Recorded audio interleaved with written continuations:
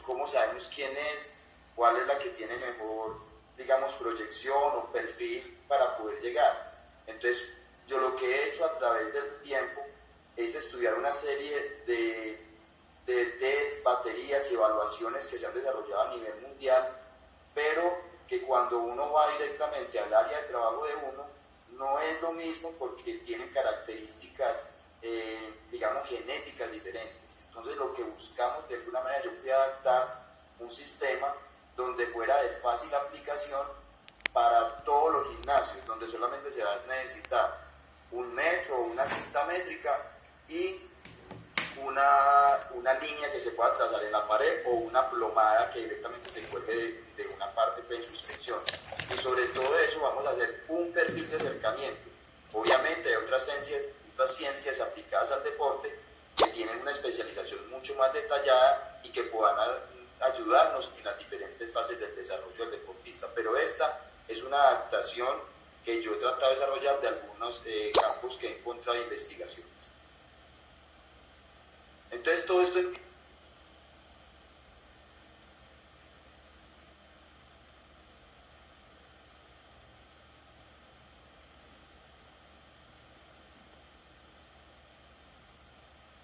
sobre un proceso deportivo. Todo lo que estamos buscando directamente es un rendimiento deportivo y una exigencia a la competición.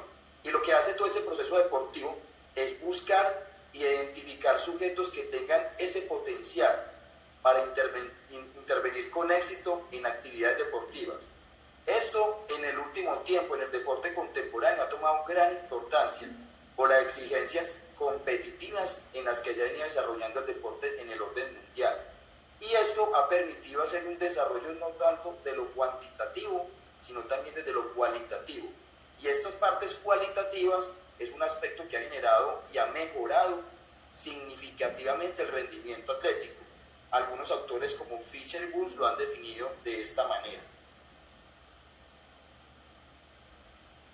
¿Qué significa una iniciación temprana? Pues de alguna manera nuestro deporte de la gimnasia se ha catalogado por ser unos deportes que inicia a más temprana edad, debido a que los procesos deportivos son muy a largo plazo. Además, que significa que también hay una gran y elevada dificultad en la demanda de exigencias que tiene nuestro deporte y que a través de edades tempranas del desarrollo es lo que nos va a permitir el aprendizaje en etapas jóvenes y tempranas. La etapa de iniciación deportiva y especialización deportiva ha sido algo que ha sido muy, digamos, cuestionado en el ámbito mundial, sobre todo en nuestro deporte, debido a la importancia de nosotros empezar a temprana edad para el desarrollo de todo ese proceso, pero esto en el último tiempo ha cambiado, ya que muchos profesionales de la salud, de la biomecánica y de todas las ciencias aplicadas al deporte han logrado desarrollar estudios que permiten el desarrollo progresivo y metodológico con tiempo en todo lo que es la iniciación en edades tempranas. Recordemos que nuestro deporte es el deporte que es catalogado por una fundamentación de la parte motora desde las edades más tempranas, debido a la complejidad de los elementos que se tienen que ir adquiriendo en el desarrollo de todo el tiempo de la vida deportiva. Entonces, una iniciación temprana no se puede confundir con una especialización precoz. Lo que tenemos que plantear es un trabajo en la primera fase, donde la práctica deportiva, que es la iniciación, debe tener todo un trabajo multilateral y completo, donde el niño y la niña se le garanticen las adecuadas bases para posibilitar el máximo desarrollo de las capacidades futuras. No se puede confundir iniciación temprana con una especialización precoz. Muchas veces nos encontramos, o por lo menos en la experiencia mía, me ha pasado que he encontrado niñas a muy temprana edad con un gran desarrollo físico y con una gran potencialidad para la gimnasia. Entonces lo que uno hace es que empieza a avanzar de manera muy acelerada en los procesos deportivos en el aprendizaje, sin tomarse el tiempo suficiente en una base técnica. Lo que hace que ese niño cuando tenga los 12, 14 años, muchas veces es el principal momento donde desertan los deportistas, porque cuando llega a esa edad, si se ha avanzado de una manera muy precoz, ya especializadas muy precoz, encontramos deportistas que están saturadas mental y lesionadas físicamente. Y otra parte que va a pasar es que en la curva de desarrollo femenino, que es entre los 12 y los 15, 16 años, las palancas, o sea, las distancias, las longitudes de los huesos van a cambiar, lo que va a hacer que de alguna manera todas esas palancas aumenten la dificultad para el desarrollo de la parte técnica si no se ha tenido una buena fundamentación de base. Entonces no podemos pretender que cuando detectemos una niña a los 6, 7 años, ya inmediatamente la especialicemos, pasándonos de manera muy rápida todas las fases que representan el desarrollo deportivo hacia el alto rendimiento. Encontramos más o menos que a nivel mundial se ha detectado una serie más o menos como estándar del desarrollo y donde se alcanzan los rendimientos. Entonces encontramos que entre los 6 y los 7 años es la de inicio en femenino y entre los 8 y 9 en masculino. En los primeros resultados se van a dar a los 15, 16 años, cuando empieza a transitar las primeras etapas de la categoría mayores, tanto en masculino como en femenino. Y el mantenimiento del alto rendimiento entre 4 y 6 años en femenino y entre 8 y 9, aunque en la actualidad el desarrollo y la evolución del código de puntuación ha permitido que gimnastas se mantengan mucho más longevos a mucho más tiempo de los 6 años, 10 años, inclusive encontramos gimnastas, como la mayoría conoce, el caso de Chuso Vitina, que es una gimnasta ya con 43, 44 años todavía participando en unos Juegos Olímpicos. Lo que ha permitido el código también es poder avanzar en más tiempo en la longevidad de las deportistas y los deportistas, por lo que es importante tomarse el tiempo necesario en el desarrollo de las diferentes fases en el talento deportivo.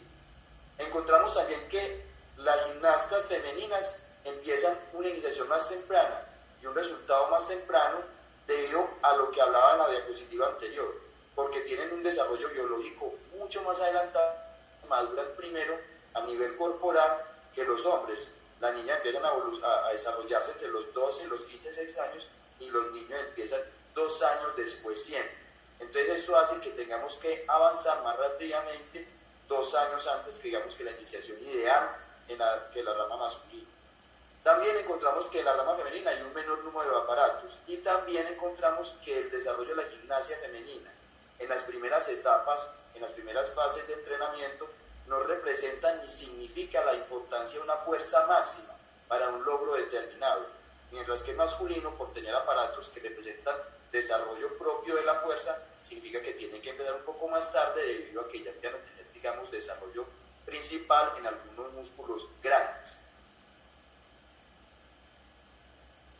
Encontramos que es un talento deportivo y algunos autores como Han en 1988 lanzó una frase diciendo que un talento deportivo es la disposición por encima de lo normal de poder y querer realizar unos rendimientos elevados en el campo del deporte. Es muy importante entender esa frase en todo su contenido para realmente saber qué es un talento deportivo. Muchas veces nosotros entendemos que el talento deportivo solamente se basa en la condición física. Entonces, el poder es porque puede contar con una condición física desarrollada o superior a toda su población. Pero el querer es realmente las expectativas que tiene esa persona con esos dotes genéticos que vienen por herencia de realmente poderse someter a rendimientos elevados en el campo del deporte. Entonces muchas veces nos encontramos niños y niñas que pueden, porque tienen toda la genética y la condición dada, pero no necesariamente quieren llegar a rendimientos altos en el deporte como tal, por lo que se hace importante siempre combinar el poder y el querer. Y cuando hablamos de poder y querer, es que realmente las expectativas que uno tiene como entrenador sean acordes a las que uno realmente, el niño o la niña, pueda tener a futuro para poder programar un desarrollo deportivo a largo plazo. Pero aquí también nos encontramos lo contrario, niños y niñas que quieren, pero quizás no tienen las condiciones físicas para poder desarrollar. Lo que quiero decir con esta diapositiva es que debemos encontrar no solamente la gimnasta que la identificamos porque tiene la condición física del poder, sino también en el querer. Yo durante mi vida deportiva como gimnasta, la mayor parte la desarrollé con un entrenador japonés, que lo mencioné anteriormente, el profesor Yusuke Iwai.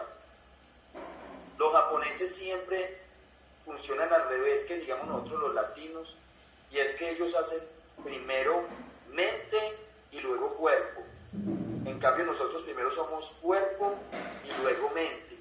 Por eso los japoneses, su gimnasia se desarrolla mucho sobre realmente la expectativa mental y sobre la fortaleza mental para poderlo llevar a un consenso de su cuerpo. Entonces es muy importante también encontrar eso. Ahora, en lo que vamos a desarrollar a futuro, en este trabajo, encontraremos niños que pueden, pero no necesariamente tienen el poder de querer, y otros que quieren, pero no tienen la condición física. Hay que buscar un equilibrio, ni tanto del uno, ni tanto del otro, porque muchas veces yo encuentro deportistas que no son las que mejor condición física se seleccionó al principio, pero terminan teniendo más resultados a futuro. No debe hacer una predicción a largo plazo en cuanto a las posibilidades de que un individuo posea las capacidades y los atributos necesarios para alcanzar un rendimiento dado en un deporte determinado. Algunos autores como Salven y Reinier en 1983 lanzaban frases como esas en sus estudios de investigación en el deporte de alto rendimiento. Finalmente no deja de ser una predicción. Uno no puede, a la manera que usted detecta un talento, ya usted no puede decir de primera fase que va a ser un campeón nacional, mundial o internacional. No, uno simplemente lo que puede hacer es con esa detección predecir un trabajo a largo plazo que le permita al individuo canalizar ese montón de capacidades físicas y atributos genéticos que tiene para que pueda ser aumentado, potencializado en un deporte, en una actividad determinada. La identificación de talentos, como lo dije anteriormente, no deja de ser como esa predicción de potencializar a ese deportista en su capacidad de aprendizaje técnico para comprender las diferentes y las posteriores etapas del entrenamiento. Leyer en 1985 sus estudios nos lanzaba frases como estas, donde nos permite sustentarnos en lo que finalmente es una identificación de talentos, porque finalmente lo que tenemos que hacer a partir de este momento es nosotros tener una capacidad mayor desde el ámbito y el sustento científico y no solamente desde el empirismo para encontrar esa identificación de talentos deportivos. El proceso evolutivo del talento deportivo no debe ser un proceso sistemático, y esto es la importancia de que tenga un sistema de trabajo que implica una organización adecuada que permita el modelamiento de fases y objetivos concretos y metas a alcanzar, poder llegar en el momento de la identificación del deportista a una confirmación como tal en el resto del desarrollo deportivo. La importancia finalmente de esto es que cuando nosotros empezamos un proceso evolutivo del talento deportivo, debemos de tener la capacidad y la sustentación intelectual, científica, que nos permita realmente llevar en un proceso deportivo al deportista. No se puede transitar de la A la E sin pasar por B, por C y por D. Nosotros tenemos que saber de A que se necesita para llegar a B, y luego a C y luego a D para llegar al rendimiento deportivo que será E. Pero yo tengo que tener conocimiento muy claro desde la parte de sustentación científica, desde el estudio como tal, que yo realmente sepa cómo yo puedo canalizar a través de las diferentes fases a ese deportista. No me va a servir para nada yo iniciar y detectar un talento deportivo sin saber realmente para dónde debo llevar. Yo tengo que tener un modelo de trabajo. Por eso últimamente se está estudiando mucho en el deporte de alto rendimiento una forma de aprendizaje que se llama el método inverso. Y el método inverso, por los estudiosos, digamos, de la pedagogía, de la educación, lo que permite es empezar desde el logro que se quiere alcanzar hacia atrás y construir hacia atrás todas las diferentes condiciones, estructuras que se necesitan para alcanzar ese objetivo final. Entonces, muchas veces hablando sobre el método inverso, donde lo que implica es generar desde una primera objetivo claro a lograr y empezar a programarlo. Por eso, siempre en la planificación de un deporte a largo plazo, debemos entender que hay metas a corto, a mediano y a largo plazo, pero donde la invitación principal es que el entrenador como tal y toda la estructura organizacional que tiene ese proceso deportivo, desde la parte administrativa, tenga una estructura centrada, tenga una estructura clara y sistematizada en función de alcanzar un modelo de alto rendimiento. Ahora, en todas esas fases y en esos modelos de alto rendimiento, no significa necesariamente que todos van a llegar a alto rendimiento. No, para eso hay programas que permiten también el desarrollo y también de alguna manera la satisfacción en cuanto al alcance de expectativas en programas que también permiten el desarrollo deportivo como tal. Entonces nos sustenta todo sobre una fase y una base completa que mejor nos identifica en la detección. Pero una vez se detecta esto, uno tiene que transitar sobre todas estas etapas para poder tener una confirmación, es decir, sí, realmente yo logré que esta deportista confirmar y llegar a este rendimiento deportivo como tal. Del talento, hay unas capacidades que tienen que ser predecibles, pero esas capacidades tienen como de alguna manera, tienen partes subyacentes que nacen, ramificaciones en el rendimiento deportivo para poder decir que identificamos un talento y son como las que normalmente todos, digamos, podemos entenderlas. Entonces entendemos que debe tener una característica morfológica establecida y clara como tal. Entendemos que tiene una característica motora perceptual porque el desarrollo neuromuscular en la identificación del talento deportivo es una de las principales funciones en el aprendizaje técnico, que tenga la capacidad motora en todo el aparato neuromuscular de conectar adecuadamente el reclutamiento de contracciones en las fibras y en la expansión de las mismas para poder desarrollar potencia o diferentes ubicaciones espaciales como tal, por lo que se hace muy importante el desarrollo de la inteligencia motora a través de las etapas iniciales de la fundamentación deportiva en esas etapas iniciales. Otras características fundamentales en la identificación de un talento deportivo es la parte orgánica. La parte orgánica es la que nos determina si tiene condiciones flexibles, ¿cierto? Toda esa condición física, pero toda esa condición flexible y de fuerza puede ser llevada al funcionamiento orgánico, que tenga resistencia a la fuerza, que tenga mayor oxigenación. Todo ese tipo ya de funciones de los órganos internos en función de las capacidades físicas es una característica fundamental en la identificación de un talento deportivo. Y otra que es muy importante en la actual sociedad y en el mundo moderno es entender que el sujeto es un ser psicosocial, es un ser que tiene unas características psicológicas y sociales y se involucran dentro del mismo ser como tal.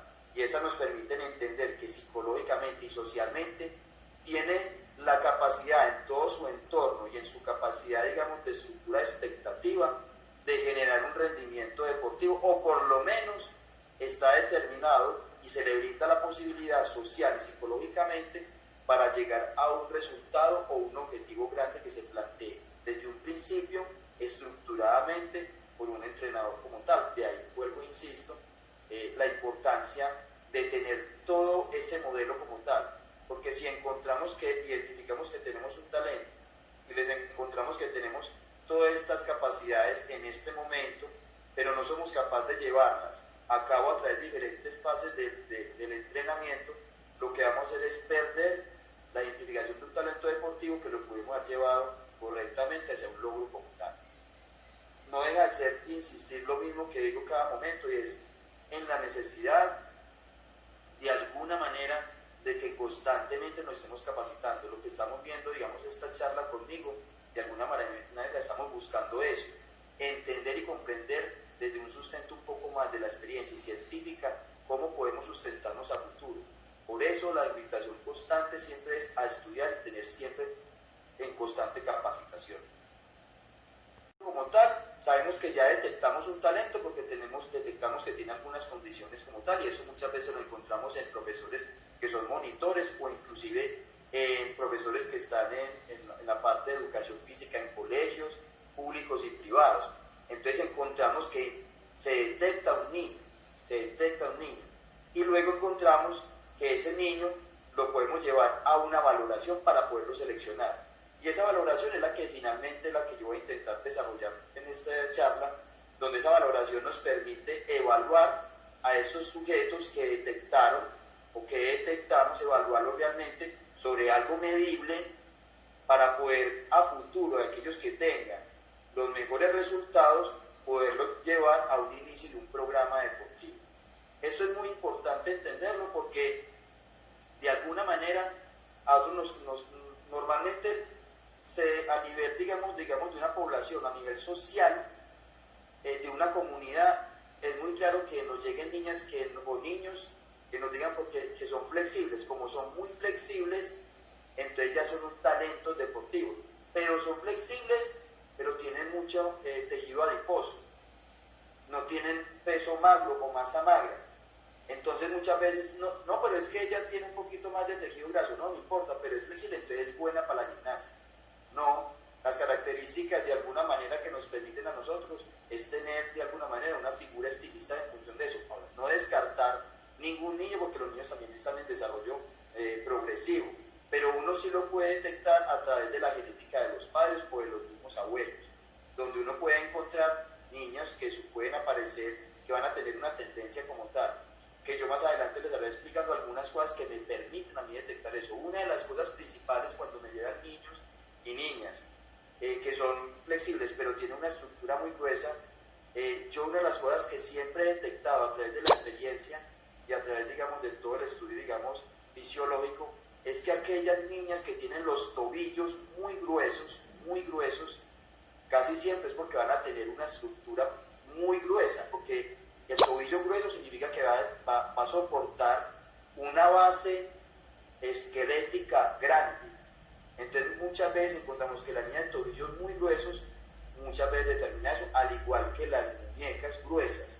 Entonces muchas veces no es un determinante, pero es algo que nos da como una señal para encontrar muchas veces dónde puede llegar ese niño en su desarrollo como tal. Cuando nosotros nos hacen estudios de crecimiento, lo que hacen precisamente los médicos cuando evalúan es precisamente esos, digamos, las distancias que hay entre hueso y hueso, lo que llegamos como los núcleos de crecimiento, y miden las longitudes y los diámetros circunferenciales de todo lo que es la parte de los huesos, y sobre eso ellos determinan más o menos qué estatura, si está atrasado en estatura, o va a ser grande, va a ser pequeño. Eso mismo lo podemos tener nosotros como una medida, digamos, de detección en el campo visual, en una primera fase, digamos, de selección. Entonces es importante que una vez se detecte el deportista, entendiendo todo lo que anteriormente yo sustenté, encontrando que la niña tiene expectativas, tiene, digamos, de alguna manera se detecta que tiene una parte, digamos, peso magro grande, que lo iré explicando más adelante, nosotros podemos llevarlo a una valoración, pero no entendamos que todas las niñas, por ser flexibles, o porque todos los niños, los papás los llevan porque se cuelgan por todos los pasamanos de la casa o sobre las camas, ya se determina directamente que son talentos deportivos. No, eso lo determinan directamente profesionales en el área, y finalmente a través de valoración de algunos test que se puedan evaluar, que es el que yo les voy a presentar. Donde ya lo detecté, ya lo seleccioné porque le hice algunas pruebas, ya lo que tiene que es integrar a ese deportista a que el programa deportivo sea atractivo para él. No puede ser algo que sea tedioso, sea algo que sea aburridor o que no le genere una expectativa al niño, a la niña como tal, para poder empezar ese desarrollo deportivo. Y la importancia de que en un inicio de las etapas no sea de especialización, sino simplemente que se convierta en algo atractivo para iniciar la práctica deportiva, que sea algo que se enamore del deporte a través de la atracción del mismo. Y una vez se puede hacer atractivo eso, uno le tiene que brindar como las condiciones adecuadas a ese niño para que tenga una excelencia deportiva.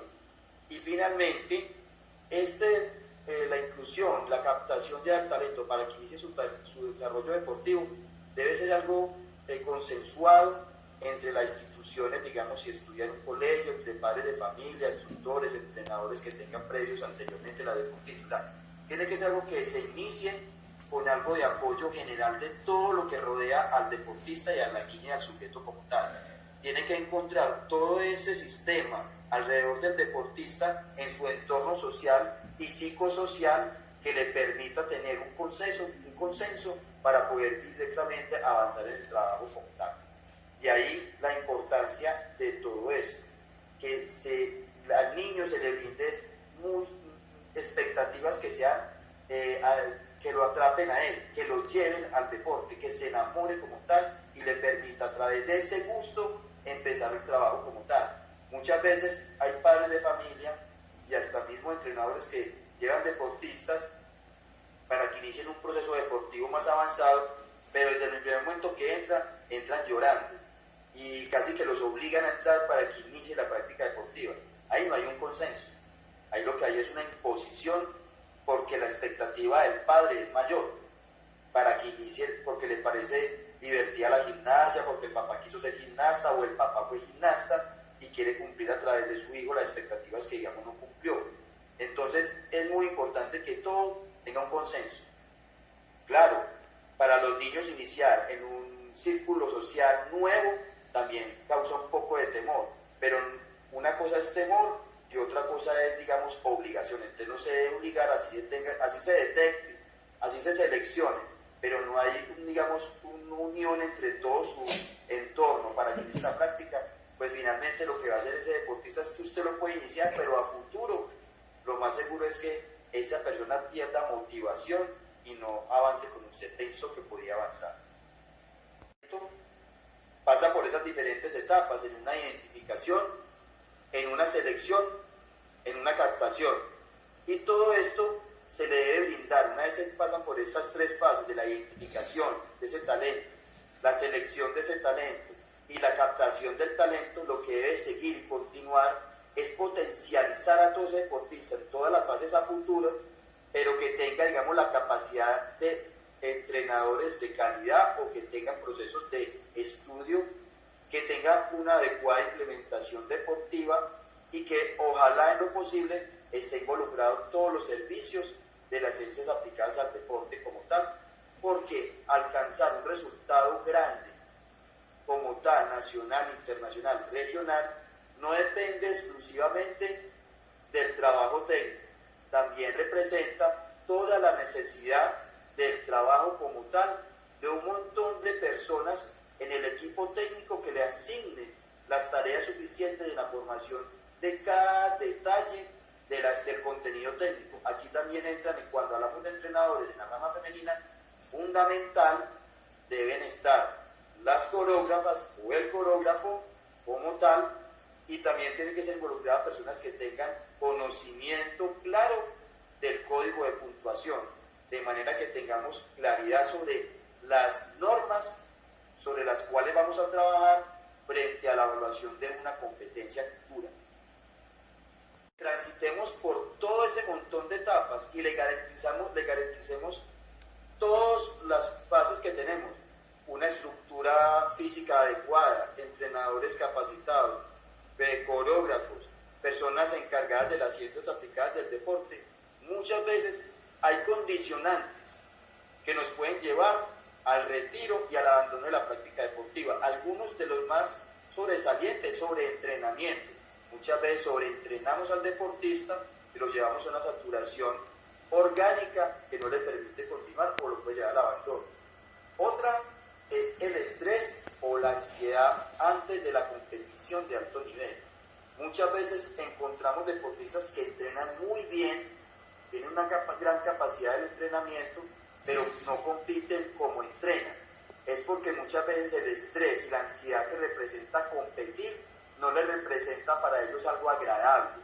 Por el contrario, es algo doloroso competir, y cuando el deportista no logra disfrutar, muchas veces decimos los entrenadores, disfruta de la competencia, no logra disfrutar de la competencia, el estrés y la ansiedad muchas veces lo llevan a la deserción, digamos, del deporte. Ahora, eso también se educa, el estrés y la ansiedad, o sea, decir que ningún deportista le produce ansiedad y estrés, o que algunos los que ganan es porque no tienen estrés y ansiedad, es mentira. Todos tienen estrés y ansiedad, lo que pasa es que unos han sido educados para manejar con mayor tranquilidad ese estrés y ansiedad. Otros, por naturaleza, desde su función psicosocial, le permite tener control sobre el estrés y la ansiedad competitiva. Otro, como le dije anteriormente, muchas veces los deportistas transitan por falta de motivación, y esa falta de motivación sale y se detalla muy marcado, es cuando los deportistas empiezan a transitar la edad de los 12, las niñas de los 12, 13 años y los hombres de los 14 y 15. Empiezan a transitar por un nivel de cierta falta de motivación. En las niñas, porque como el cuerpo les cambia, entonces empiezan a desarrollar, por su desarrollo normal hormonal, desarrollan senos, desarrollan un poco más de acumulación de grasa en la cadera, y empieza a haber un montón de contenido social propio que las empieza a llevar al alejamiento, digamos, del deporte, de lo que significa lo que realmente es la mentalidad del sacrificio. Muchas veces cuando las deportistas no son, digamos, entrenadas para que tengan un sacrificio y transitar por esas etapas correctamente en su desarrollo, la motivación se pierde, porque los elementos que cuando tenía 10 años en unas palancas, en unas longitudes de huesos, digamos, en su potencia le permitía desarrollar velocidad, cuando transita a los 13 años quizá pierde velocidad, porque la longitud del hueso biomecánicamente le implica desarrollar palancas más grandes. Entonces de ahí encontramos que podemos encontrar y transitar sobre falta de motivación. Otro de los elementos es que encontramos gran presión competitiva. Muchas veces hay mucha presión por parte del mismo deportista, pero también sobre todo por la parte psicosocial, que significa la sociedad que rodea al deportista le exige que gane, o muchas veces los padres de familia, si no gana, presionan al deportista, entonces lo llevan a que toda esa presión hacia el ser psicosocial haga que muchas veces no encuentren alegría ni sea atractiva hacer, digamos, la competencia como tal. Otra es las expectativas del éxito. Vuelvo y recargo sobre lo que decía anteriormente. Hay personas que los padres y niños tienen muchas expectativas de éxito, o sea, son desproporcionadas las expectativas de éxito. Muchas veces los padres o entrenadores que le llevan a uno de sus deportistas dicen que ya son campeones mundiales, o ahí se lo entrego, o ya va a llegar, mi hijo va a llegar a unos Juegos Olímpicos. No, esas expectativas tan desbordadas lo que hace simplemente es producir frustración futura, porque el trascender y el transitar sobre todo un proceso deportivo, eso va a hacer que en algún momento el deportista recaiga sobre una desmotivación como tal. Vuelvo y le insisto, sobrecarga presiones sociales, y otra que puede también ser importante es los cambios de residencia, que empiecen estudios en universidades que no tienen ningún tiempo para entrenar y no tienen el apoyo de universidades. Y otro muy importante es el ámbito social del deportista, las amistades. No es lo mismo lo que vive y cómo vive un deportista que quiere llegar al alto rendimiento como vive una persona normal. A partir de esta diapositiva en adelante, empiezo ya a mostrar cuál fue el sistema. Viene como la parte ya realmente del sistema que yo encontré o que yo aplico para seleccionar, digamos, talentos deportivos. Todo lo anterior es como la base científica de lo que los grandes autores como Zanella, Hans, Edgar, todos han estudiado sobre la sustentación de sus estudios científicos de lo que ellos determinan que es un talento deportivo. Por eso esa es la sustentación, y sobre la base de todos esos autores yo de alguna manera empecé con un sistema de selección como tal. Entonces el sistema que yo he utilizado para la detección del talento deportivo transita por tres, digamos, etapas. Una primera valoración morfológica, una valoración física y un concepto de los expertos como tal. La valoración morfológica es a través de mediciones básicas corporales, que es las que les voy a explicar. Una valoración física es a través de los test de fuerza y flexibilidad, y yo siempre tengo una evaluación final que se llama el concepto de los expertos, que es a través del comportamiento que tiene ese sujeto dentro de su grupo de trabajo en cuanto a la disposición que tiene eso. Por ejemplo, hay profesores de educación física que detectan que, porque tienen conocimiento, que ese niño o esa niña puede servir para la gimnasia. Entonces ya uno le hace como experto, ya uno le hace la valoración morfológica y física, pero es importante entender cómo es el comportamiento de ese niño, esa niña, en cuanto a su disposición para acatar las órdenes, en cuanto a la actividad física. Cuando se le dice cómo participa, con entusiasmo, sin entusiasmo, o tiene mucho talento, pero participa indisciplinadamente. O sea, toda esa valoración al final también hay una tabla que les mostraré, en la que yo siempre le pido a esa persona que lleva al deportista que me dé un concepto del sujeto como tal, por qué lo encontró y por qué él considera que puede ser un talento deportivo, para así involucrar a todas las personas dentro del proceso de selección del sujeto. Lo primero que vamos a enseñar es la valoración morfológica, ¿cierto? La valoración morfológica. Esa valoración morfológica son como las características principales en cuanto a los atributos físicos, y esos atributos físicos son los más susceptibles en la actualidad, porque son los que van a responder a las exigencias mecánicas en las que nos vamos a desarrollar en cuanto a lo que es la gimnasia como tal. La valoración morfológica es el perfil morfológico que puede tener ese niño o esa niña, es muy susceptible, es muy importante, porque es lo que nos va a permitir en una primera instancia el desarrollo de todo el trabajo biomecánico en el conocimiento y en el aprendizaje técnico hacia futuras etapas o en la base técnica como tal. Las características de las deportistas, en este caso ya me empiezo a entrar directamente en la parte femenina, aunque también se puede aplicar hasta cierto punto en la masculina, yo todo mi estudio lo he hecho sobre la femenina, es que las características principales de una gimnasta pues se encuentran con que tienen una talla y peso menor que todas sus coetáneas, es decir, que todas sus semejantes de la misma edad. Siempre tienen un peso y una talla menor. Hay veces que nos encontramos con un mito que ha existido durante muchos años y que todavía me lo siguen preguntando, en cuanto que dicen que es que la gimnasia deja pequeños a los niños y niñas y que para poder crecer hay que jugar basquetbol y voleibol. Eso es una cosa totalmente, es como un mito urbano como tal que no existe desde el sustento científico. Simplemente nosotros los entrenadores de gimnasia buscamos a aquellos niños y niñas que sean de talla baja, que sus padres por su genética sean de talla baja, porque al tener talla baja nos va a permitir el desarrollo de elementos a máxima velocidad, a mayor velocidad. No es lo mismo mover una longitud de un hueso, de una estructura corporal más corta, a mover un hueso con una estructura corporal más grande, porque va a necesitar más tiempo. Lo otro que necesitamos en la gimnasia es personas que sean potentes, y la potencia es la velocidad sobre el tiempo. Entonces eso nos permite, o sea, el tiempo que permite, digamos, transitar un deportista en un movimiento a alta velocidad. No es lo mismo cuando tiene una palanca más grande en cuanto a las estructuras corporales. Entonces no es que sea así, no es que si su niño es pequeño o su niña es pequeña, los va a poner a jugar voleibol o basquetbol para que crezcan.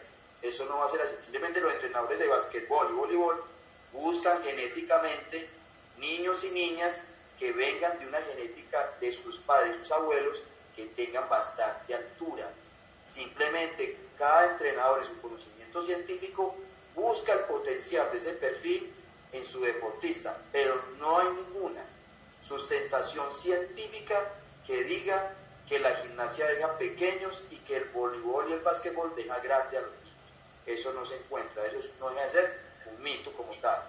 Otra cosa que encontramos en las características del gimnasta es que tiene un tejido adiposo menor y un peso magro mayor. Uno encuentra niños y niñas que por su estructura corporal, cuando usted los ve, tienen muy poca grasa y tienen más o menos desarrollo muscular. Entonces uno encuentra ahí que ya más o menos, no es que, como les decía anteriormente, una niña tiene mucho tejido graso, pero es muy flexible, entonces ya es buena gimnasta, puede ser un talento deportivo, no.